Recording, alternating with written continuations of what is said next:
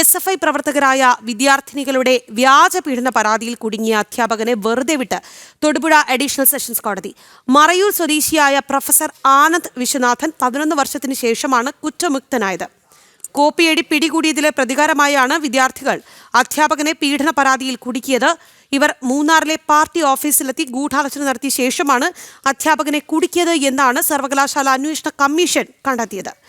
വിവരങ്ങളുമായി സുബിൻ തോമസ് ചേരുന്നുണ്ട്. സുബിൻ, വളരെ ഖേദകരമായ അല്ലെങ്കിൽ വളരെ സങ്കടപ്പെടുത്തുന്ന രീതിയിലുള്ള ഒരു വാർത്തയാണ്. കാരണം ഇത്തരത്തിലൊരു അധ്യാപകനോട് വിദ്യാർത്ഥിനികൾ പെരുമാറുന്നു, ഒപ്പം അദ്ദേഹത്തിന് ജയിൽവാസം അനുഭവിക്കേണ്ടി വരുന്ന ഒടുവിൽ 11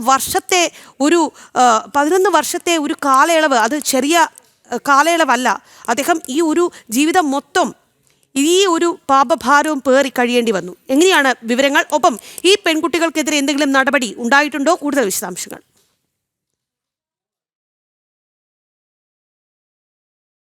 തീർച്ചയായും ഒരു അധ്യാപകനെ ഏറ്റവും കൂടുതൽ ക്രൂശിച്ച അല്ലെങ്കിൽ ആ അധ്യാപകനെ ഏറ്റവും കൂടുതൽ ബുദ്ധിമുട്ട് നിറഞ്ഞ കാലഘട്ടത്തിലൂടെ കടത്തിവിട്ട ഏതാനും വിദ്യാർത്ഥികൾ അല്ലെങ്കിൽ 5 വിദ്യാർത്ഥികൾ എന്നുള്ളതാണ് നമുക്ക് ഈ വിദ്യാർത്ഥികളെ വിശേഷിപ്പിക്കാൻ കഴിയുക. അത്രത്തോളം ക്രൂരമായ ഒരു പ്രവൃത്തിയാണ് ഈ അധ്യാപകനോട് വിദ്യാർത്ഥിനികൾ ചെയ്തത് എന്നുള്ളതാണ് ഏറ്റവും പ്രധാനപ്പെട്ട കാര്യം. 2014 ഈ കേസുമായി ബന്ധപ്പെട്ട് ഉള്ള നടപടികൾ ആരംഭിക്കുന്നത്. 2014 മൂന്നാർ ഗവൺമെന്റ് കോളേജിലെ ചീഫ് എക്സാമിനറും അതുപോലെ തന്നെ MA എക്കണോമിക്സ് വിഭാഗം മേധാവിയുമായിരുന്നു ഈ ആനന്ദ് വിശ്വനാഥ് എന്ന അധ്യാപകൻ. ഈ സമയത്ത് പരീക്ഷാ സമയത്ത് ഈ പെൺകുട്ടികൾ കോപ്പി അടിക്കുന്നത് ഇദ്ദേഹത്തിന്റെ ശ്രദ്ധയിൽപ്പെടുകയും ഇത് ഇൻവിജിലേറ്ററോട് യൂണിവേഴ്സിറ്റി അറിയിക്കാൻ നിർദ്ദേശം നൽകുകയും ചെയ്തിരുന്നു. എന്നാൽ ആ സമയത്ത് കോളേജ് അധികൃതരും അതുപോലെ തന്നെ ഇൻവിജിലേറ്ററും ഇതിന് തയ്യാറാകാത്ത ഒരു സാഹചര്യമുണ്ടായി. അതിൽ പ്രധാനമായും എടുത്തു പറയേണ്ടത് ഈ പെൺകുട്ടികൾ SFI പ്രവർത്തകരായിരുന്നു എന്നുള്ളതാണ്. ആ കാലഘട്ടത്തിൽ SFI വളരെ ശക്തമായി ഈ മൂന്നാർ ഗവൺമെന്റ് കോളേജിൽ നിലകൊണ്ടിരുന്ന ഒരു കാലഘട്ടമാണ്. അതിന്റെ പ്രത്യാഘാതങ്ങൾ കൂടുതലായി ഉണ്ടാകുമെന്ന് മനസ്സിലാക്കിയതോടുകൂടി തന്നെ ആവണം ഈ കോളേജ് അധികൃതർ ഇതുമായി ബന്ധപ്പെട്ട് പരാതികളുമായി മുമ്പോട്ട് പോകാൻ തയ്യാറാകാതെ വന്നത്. ഇതിനൊരു പ്രതികാര നടപടി എന്നോണമാണ്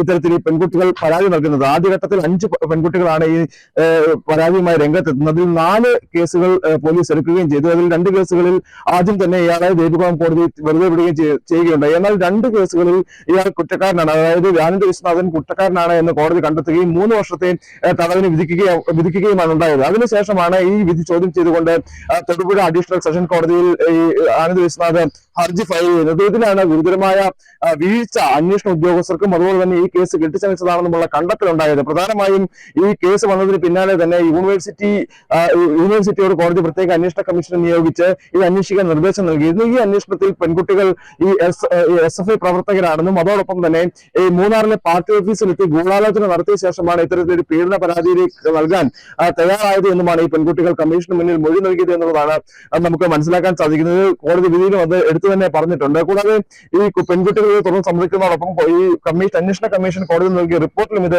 വ്യക്തമായി പറയുന്നതുമുണ്ട്. അതിൽ നിന്നാണ് ഈ കോടതി ഈ കേസ് കെട്ടിച്ചമച്ചതാണ് എന്നുള്ള ഒരു കണ്ടെത്തൽ നടത്തുകയും ഇത്തരത്തിൽ ഈ ആനന്ദ് വിശ്വനാഥിനെ വെറുതെ വിടാനുണ്ടായ സാഹചര്യം ഉണ്ടാവുകയും ചെയ്തു. ഏകദേശം 11 വർഷത്തോളമാണ് ഈ അധ്യാപകൻ ഈ ഒരു പാവഭാരവും പേറി ഈ കോടതികൾ മൊത്തം കയറിയിറങ്ങിയത് എന്നുള്ളതാണ് ഏറ്റവും പ്രധാനപ്പെട്ട കാര്യം. അതോടൊപ്പം തന്നെ വീട്ടിലും സമൂഹത്തിലും എല്ലാം തന്നെ തിരസ്കരിക്കപ്പെടുന്ന ഒരു സാഹചര്യം ഉണ്ടായി. എന്തായാലും വൈകിയെങ്കിലും തനിക്ക് നീതി ലഭിച്ചു എന്നുള്ളതിന്റെ അല്ലെങ്കിൽ സത്യം പുറത്തു വന്നു എന്നുള്ളതിന്റെ ഒരു ആശ്വാസത്തിലാണ് ഈ ആനന്ദ് വിശ്വനാഥ് ഉള്ളത്. അതോടൊപ്പം തന്നെ തുടർ നടപടികളുമായി മുമ്പോട്ട് പോകാൻ തന്നെയാണ് ആനന്ദ് വിശ്വനാഥ് നിലവിൽ തീരുമാനിച്ചിട്ടുള്ളത്. പെൺകുട്ടികൾക്ക് ഉൾപ്പെടെ മാനനഷ്ടത്തിന് കേസ് കൊടുക്കാനുള്ള നടപടികളുമായി മുമ്പോട്ട് പോകുമെന്നാണ് നിലവിൽ നമുക്ക് മനസ്സിലാക്കാൻ സാധിക്കുന്നത്. ശരി സുബിൻ, എന്തായാലും 11 വർഷത്തിന് ശേഷമെങ്കിലും അദ്ദേഹത്തിന് നീതി ലഭിച്ചല്ലോ എന്നുള്ളത്